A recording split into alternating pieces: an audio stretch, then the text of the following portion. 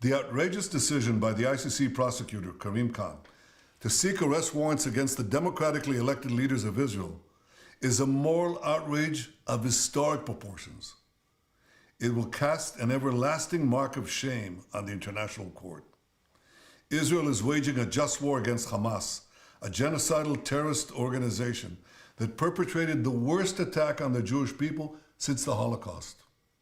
Hamas massacred 1,200 Jews, raped Jewish women, burned Jewish babies, took hundreds hostage.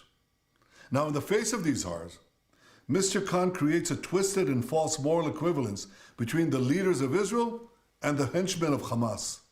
This is like creating a moral equivalence after September 11th between President Bush and Osama bin Laden, or during World War II between FDR and Hitler.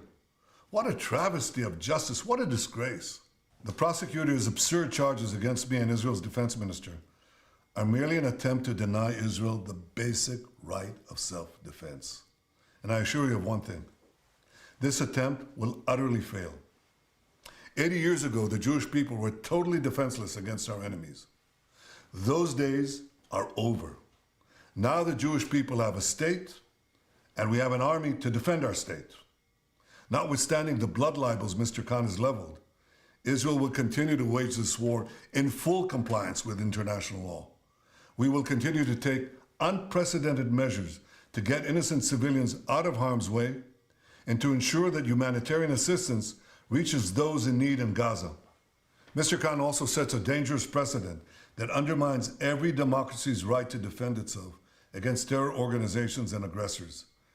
The ICC has no jurisdiction over Israel, and Mr. Khan's actions will not stop us from waging our just war against Hamas. But Mr. Khan's abuse of this authority will turn the ICC into nothing more than a farce. He's doing something else.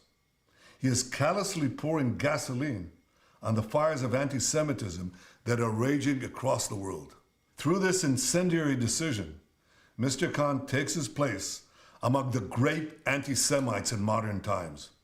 He now stands alongside those infamous German judges who donned their robes and upheld laws that denied the Jewish people their most basic rights and enabled the Nazis to perpetrate the worst crime in history.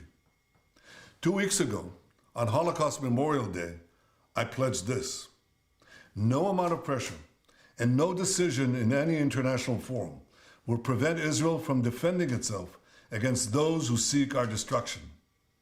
To all the enemies of Israel, including their collaborators in The Hague, I renew that pledge today. Israel will wage our war against Hamas until that war is won, because never again is now.